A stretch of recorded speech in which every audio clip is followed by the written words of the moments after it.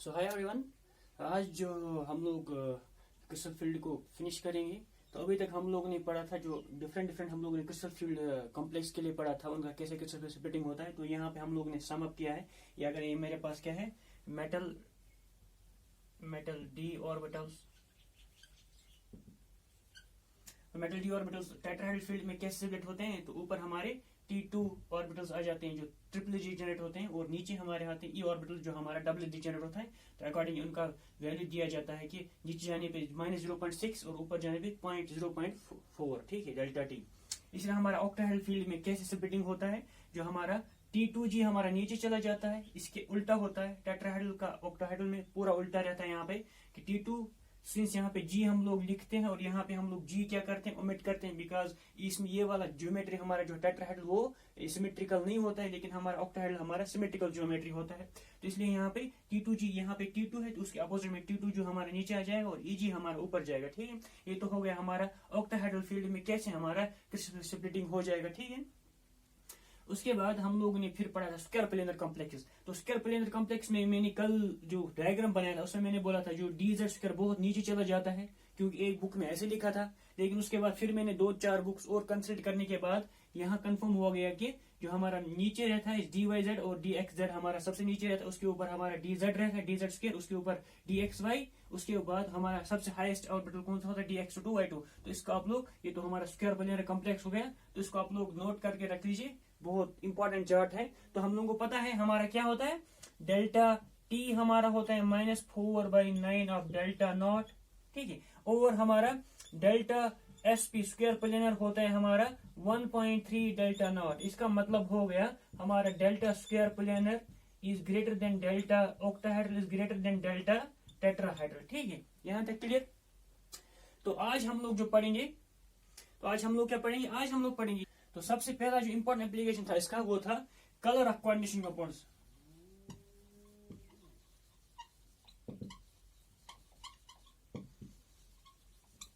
जो हमारे coordination compounds क्या होते हैं, तो कलर्ड होते हैं वो। तो उसने, इस थ्योरी ने उसको एक्सप्लेन किया था। हमारा कोऑर्डिनेशन कंपाउंड कलर्ड क्यों होते हैं, उनका रीजन क्या होता है कलर होने का, वो हम लोग किसने एक्सप्लेन किया था, वो किया था हमारा क्रिस्टल फील्ड थ्योरी ने, ठीक है। कैसे एक्सप्लेन किया, फॉर एग्जांपल अगर मैं टाइटेनियम का एक कॉम्प्लेक्स ले लेता हूँ, टाइटेनियम 3+ का कोई कॉम्प्लेक्स है मेरे पास, H2O6 3+, ठीक है। तो टाइटेनियम 3+ क्या हो गया, तो इसमें कितने इलेक्ट्रॉन से D1 इलेक्ट्रॉन सिस्टम हो गए। तो ये ऑक्टाहेड्रल कॉम्प्लेक्स है D1, तो ये कैसे स्प्लिट हो जाएगा, ऊपर 2 और नीचे हमारे 3, क्योंकि ऑक्टाहेड्रल तो हमारा ऐसे स्प्लिट होता है। तो यहाँ पे एक इलेक्ट्रॉन है और एक इलेक्ट्रॉन वो यहाँ पे चला जाएगा, हम लोग फिल करेंगे डी ऑर्बिटल में इलेक्ट्रॉन से। उसके बाद जो अलग अलग जो डी ऑर्बिटल में कैसे फिल होगा इलेक्ट्रॉन, तो ये इलेक्ट्रॉन यहाँ पे चला जाएगा, ठीक है। अब जैसे हम लोग मॉलिक्यूल को क्या करेंगे, एक्साइट करेंगे, सोलर रेडिएशन डालेंगे या कोई ओवर सोर्स यूज हम लोग करेंगे, ठीक है, लेजर एक्साइटेशन करेंगे, तो क्या होगा, हम लोग एनर्जी इतना देंगे कि ये इलेक्ट्रॉन यहाँ से क्या हो जाएगा, मूव हो जाएगा, ठीक है। तो कैसे इलेक्ट्रॉन मूव हो जाएगा, ऐसे करके। अब इलेक्ट्रॉन अभी कहाँ था, ग्राउंड स्टेट में था। अभी T2G में 1 था और EG में कितना था, EG में 0 था। अब ये ट्रांजिशन कैसे होगा, अब ये इलेक्ट्रॉन यहाँ पे आ गया। अब T2G में क्या हो गया, T2G में 0 हो गया और EG में कितना आ गया, 1 आ गया। तो हमारा इलेक्ट्रॉनिक ट्रांजिशन हो गया। इसका मतलब ट्रांजिशन के लिए जो according to crystal field theory, transition के लिए हम लोगों का जरूरी क्या होना चाहिए, अनपेयर्ड इलेक्ट्रॉन होना चाहिए, सॉरी इलेक्ट्रॉन्स होने चाहिए डी ऑर्बिटल्स में, ठीक है, तभी ट्रांजिशन होगा। अब यहाँ से जब हम लोग ने रेडिएशन यहाँ पे ऐड किया, तो रेडिएशन की वजह से क्या होगा, ये इलेक्ट्रॉन एक्साइट हो गया यहाँ से लोअर एनर्जी से हायर एनर्जी तक। सिंस ये हायर एनर्जी है तो हायर एनर्जी ऑलरेडी अनस्टेबल होता है, तो इसकी वजह से क्या होगा, ये अब इलेक्ट्रॉन फिर से जब वापस आ जाएगा ग्राउंड स्टेट में, ठीक है, जैसे हम लोग एक्साइट करेंगे, एक्साइट होने के बाद इलेक्ट्रॉन ऊपर चला जाएगा, ठीक है, इलेक्ट्रॉन ऊपर चला गया, ठीक है। अब जैसे इलेक्ट्रॉन ऊपर चला गया, किसकी वजह से, जब हम लोग एक्साइट करते हैं कोई सा भी रेडिएशन सोर्स से, उसके बाद जब एक्साइट स्टेट में आता है तो वहां पे बहुत टाइम तक नहीं रहता है, जल्दी वापस आ जाता है नीचे, ठीक है। जब नीचे आ गया तो नीचे आने के टाइम, जब ऊपर जाने के टाइम उसने क्या किया था, सोलर रेडिएशन एब्जॉर्ब किया था, तभी ऊपर गया था। इसका मतलब उसने कुछ अभी पोटेंशियल एनर्जी गेन किया है यहाँ पे। उसके बाद जब एनर्जी इसके पास आ गया, जब वो नीचे आ गया, तो ये energy in the form of कुछ वेव नंबर क्या करेगा, रेडिएट करेगा, तो उसी वही wave number in the form of colour आ जाता है। तो किसका कितना एनर्जी गैप होगा, कौन सा कॉम्प्लेक्स का एनर्जी गैप कितना होगा, कितना उसके पास लिगेंड्स होगा, कौन सा स्ट्रॉन्ग लिगेंड होगा, वीक लिगेंड, अकॉर्डिंगली उसका कलर आ जाएगा। तो अगर हमारे पास सेम कॉम्प्लेक्स है तो उसमें लिगेंड्स डिफरेंट है, तो उनका कलर में भी चेंज आ जाएगा। इवन अगर मेरे पास साइनाइड लिगेंड है, उस कॉपर उसके साथ कॉम्प्लेक्स है, या और टाइटेनियम के साथ मेरा साइनाइड है, या टाइटेनियम के साथ मेरे पास हेलोजेंस है, तो उनका भी कलर का वेरिएशन आ जाएगा, क्योंकि क्रिस्टल फिल्ड स्प्लिटिंग पे सिंस तो कलर क्या होता है, फॉर्म ऑफ एनर्जी होता है। तो एनर्जी जितना यहाँ पे यहाँ तक लगेगा करने के लिए, वहां से अकॉर्डिंगली वहां से रिलीज करेगा। तो डिपेंड करेगा कि हमारा एनर्जी का कितना है, उस पर भी हमारा कलर कौन सा होगा, उस पर वेरी करेगा। और हमारा कलर कहाँ से कैसे पता चला भी, सिंस इस डी ऑर्बिटल से यहाँ डी ऑर्बिटल में इलेक्ट्रॉन नीचे आ गया। जब इलेक्ट्रॉन नीचे आ गया तो उसकी वजह से यहाँ पे क्या होगा, एनर्जी रिलीज हो गया, क्योंकि यहाँ से जाने के लिए उसने क्या एनर्जी एब्जॉर्ब किया था। तो उसकी वजह से क्या हो गया, अब यहाँ से एनर्जी यहाँ आने के लिए एनर्जी रिलीज करेगा, वो energy in the form of colour निकलेगा। और हम लोग अलग अलग कंडीशन के कॉम्प्लेक्स के कलर दिखाते हैं, इसको हम लोग बोलते हैं डी ट्रांजिशन। इसको डी ट्रांजिशन क्यों बोलते हैं, क्योंकि ये भी डी ऑर्बिटल है, ये भी डी ऑर्बिटल है, ये भी डी ऑर्बिटल्स के सॉरी ये डी सबशेल के ऑर्बिटल्स हैं, ये भी डी सबशेल के ऑर्बिटल्स हैं। तो सब का करेक्टर क्या है, डी है।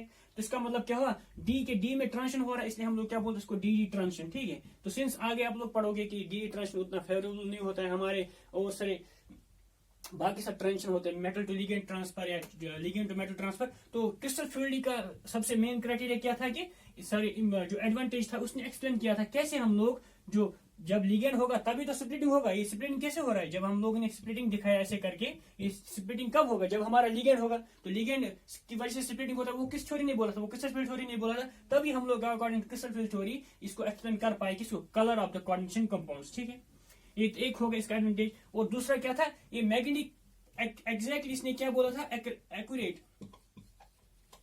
एक्यूरेटली बोला था इसने मैग्नेटिक नेचर। कोऑर्डिनेशन कंपाउंड्स का मैग्नेटिक नेचर इसने बोला था, वेदर डायमैग्नेटिक पैरामैग्नेटिक है। इसका मतलब अगर मेरे पास कॉम्प्लेक्स है वो डायमैग्नेटिक है, तो उसका क्या रीजन हो सकता है, या तो मे बी स्ट्रॉन्ग फील्ड होगा वहां पे लिगेंड, तो उसकी वजह से पेयरिंग हो जाएगा। तो वो किसने एक्सप्लेन किया था, वो हमारा क्रिस्टल फील्ड थ्योरी ने एक्सप्लेन किया था। ठीक है, इसी तरह मेरे पास और एक तीसरा फैक्टर है कि एक तो predict high spin and low spin complex. तो इसने क्या किया था, प्रिडिक्ट किया था high spin and low spin complexes. तो इसने बोला था हमारा कौन सा कॉम्प्लेक्स हाई स्पिन होगा, कौन सा कॉम्प्लेक्स लो स्पिन होगा, on the base of ligand field theory, sorry on the base of ligand strength.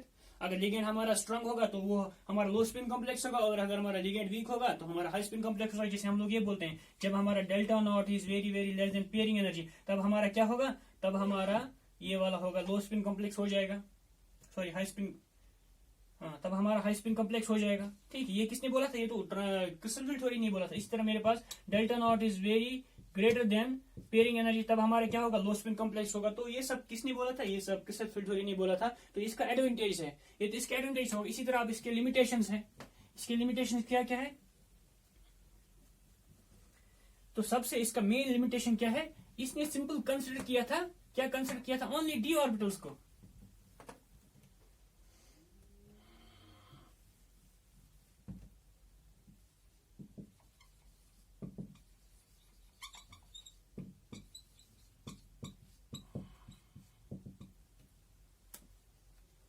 तो इसने क्या किया था, इसने बोला था कि यहाँ जब जैसे हम लोग ने पढ़ा भी यहाँ पे कि मेटल डी ऑर्बिटल्स हम लोग का स्प्लिट होता है। तो इसने एस और पी के बारे में कोई बात ही नहीं की थी। तो इसका मतलब सबसे पहला लिमिटेशन इसका क्या था, इट ओनली कंसिडर्स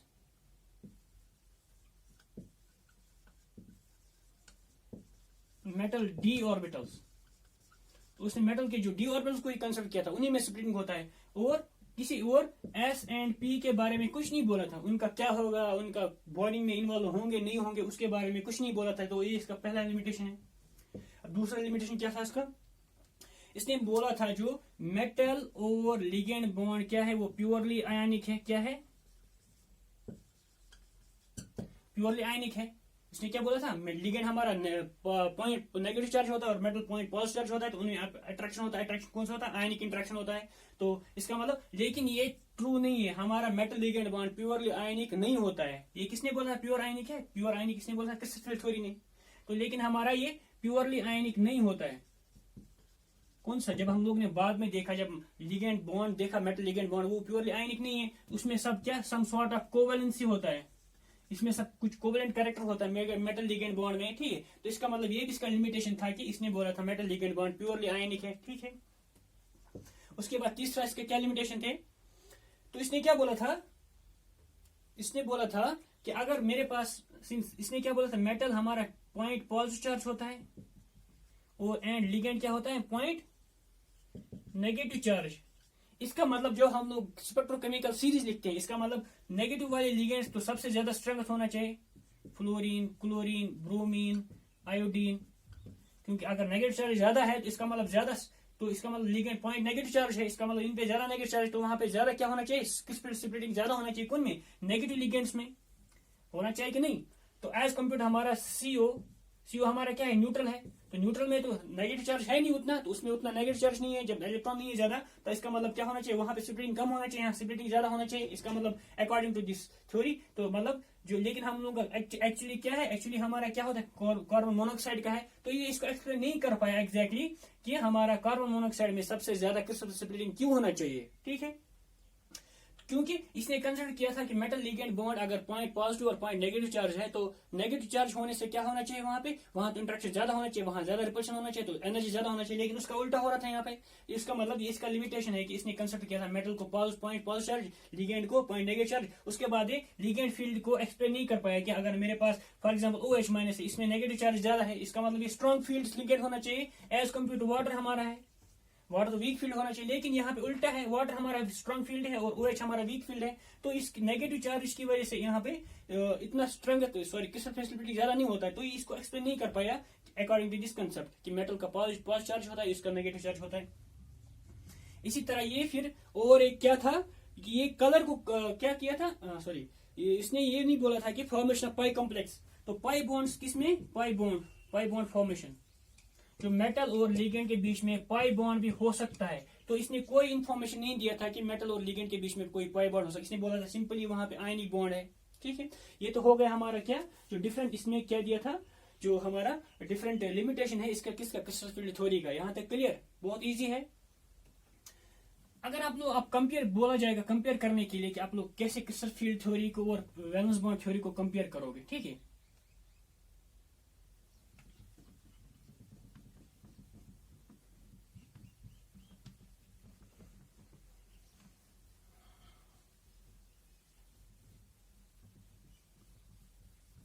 तो हम लोग कैसे कंपेयर करेंगे क्रिस्टल फील्ड थ्योरी को और वैलेंस बॉन्ड थ्योरी को। अगर आप लोगों को समझ में आया होगा crystal field theory valence bond theory, आप लोग इजीली कंपेयर कर सकते हो, ठीक है। अब अलग अलग से हर कोई अपने हिसाब से कंपेयर कर सकता है, लेकिन हम लोग कुछ इंपॉर्टेंट पॉइंट देंगे। वैलेंस बॉन्ड थ्योरी, ये हमारा क्रिस्टल फील्ड थ्योरी,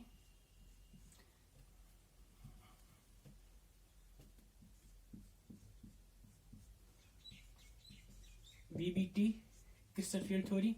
तो ये होगा हमारा क्या क्या क्राइटेरिया होंगे यहाँ पे, ठीक है। तो कंपैरिजन,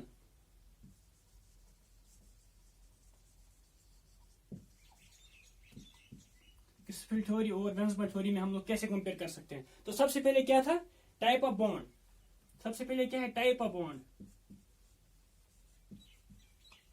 क्रिस्टल फील्ड थ्योरी ने क्या बोला था, टाइप ऑफ बॉन्ड क्या होता है, आयनिक होता है। तो वैलेंस बॉन्ड थ्योरी ने क्या बोला था, वो कंप्लीटली क्या होता है, कोवेलेंट होता है, ठीक है। तो दूसरा क्या, हाइब्रिडाइजेशन।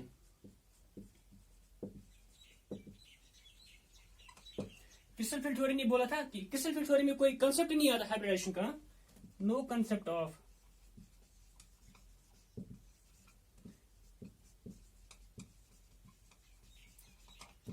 क्रिस्टल फील्ड थ्योरी में कोई कंसेप्ट ही नहीं आता क्या, किसका, हाइब्रिडाइजेशन का। लेकिन यहाँ पे हम लोग कंसेप्ट ऑफ हाइब्रिडाइजेशन बोलते हैं, तो तभी तो हम लोग जब वैलेंस बॉन्ड थ्योरी बोलते हैं तो हम लोग जो क्या होता है, मेटल डी ऑर्बिटल्स इम्पिट करता है कोई अपने ऑर्बिटल्स, ताकि इनकमिंग लिगेंड्स आ जाएंगे। तो इसका मतलब यहाँ पे कंसेप्ट होता है किसका, वैलेंस बॉन्ड थ्योरी में, हाइब्रिडाइजेशन का, ठीक है। उसके बाद हमारा है स्प्लिटिंग ऑफ डी ऑर्बिटल्स।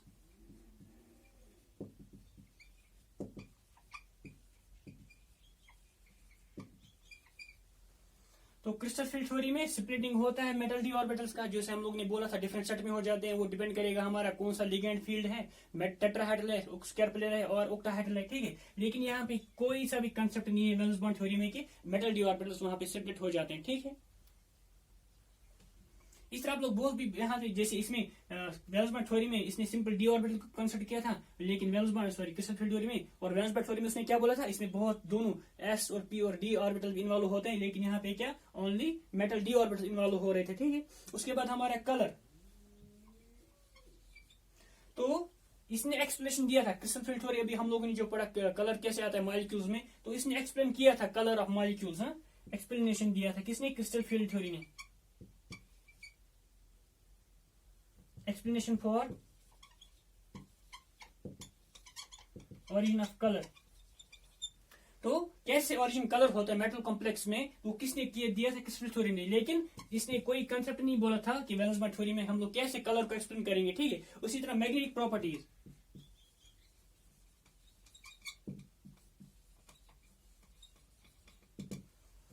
तो मैग्नेटिक प्रॉपर्टीज हम लोग क्लियरली यहां से बोल सकते हैं, यहाँ पे ये हाई स्पिन कॉम्प्लेक्स होता है, तो ये प्रिडिक्ट करता है, it predicts variation in magnetic properties. जो हमारा वेरिएशन आता था मैग्नेटिक प्रॉपर्टीज में, तो उसने इसको प्रेडिक्ट किया। फॉर एग्जांपल, मेरे पास सेम आयरन का कॉम्प्लेक्स है और एक में मेरे पास क्या है? स्ट्रॉन्ग फील्ड लिगेंड है, एक में पास वीक फील्ड लिगेंड है, तो उनका क्या होगा? तो हमारे पास तो कॉम्प्लेक्स सेम है, आयरन का कॉम्प्लेक्स है, लेकिन यहाँ फॉर एग्जांपल हम लोग इसका एग्जांपल ऐसे लिख सकते हैं, FeCN whole 6 3 minus and FeCN whole sorry F6 3 minus. ठीक है, तो यहाँ पे ये क्या है? ये वाला हमारा लो स्पिन कॉम्प्लेक्स है, इसका मतलब इसका मैग्नेटिक मूवमेंट कम होगा, इसका मैग्नेटिक मूवमेंट क्या होगा? ज्यादा होगा। तो वेल्सबर्ग थ्योरी ने ये एक्सप्लेन नहीं कर पाया था कि इसमें क्यों ज्यादा इसमें क्यों कम है। ठीक है, तो ये इसको एक्सप्लेन नहीं कर पाया था कि जो वेरिएशन हमारा मैग्नेटिक मूवमेंट्स में आता है उसको हम लोग कैसे एक्सप्लेन करेंगे, तो वेल्सबर्ग थ्योरी वो एक्सप्लेन नहीं कर पाएगा। ये सब इंपॉर्टेंट पॉइंट्स हैं जिसपे आप लोग कंपेयर कर सकते हो कि कैसे हम लोग वेल्सबर्ग थ्योरी और क्रिस्टल फील्ड थ्योरी कैसे हम लोग डिफरेंशिएट कर सकते हैं। ठीक है, और भी बहुत सारे इंपॉर्टेंट पॉइंट्स हैं, ये सब मेजरमेंट्स पॉइंट्स हैं, आप लोग नोट करके। तो आज ये हमारा हो गया क्या? क्रिस्टल फील्ड स्प्लिटिंग जो थ्योरी है वो कंप्लीट हो गया। नेक्स्ट हम लोग देखेंगे आगे बढ़ सकते हो। Okay, thank you.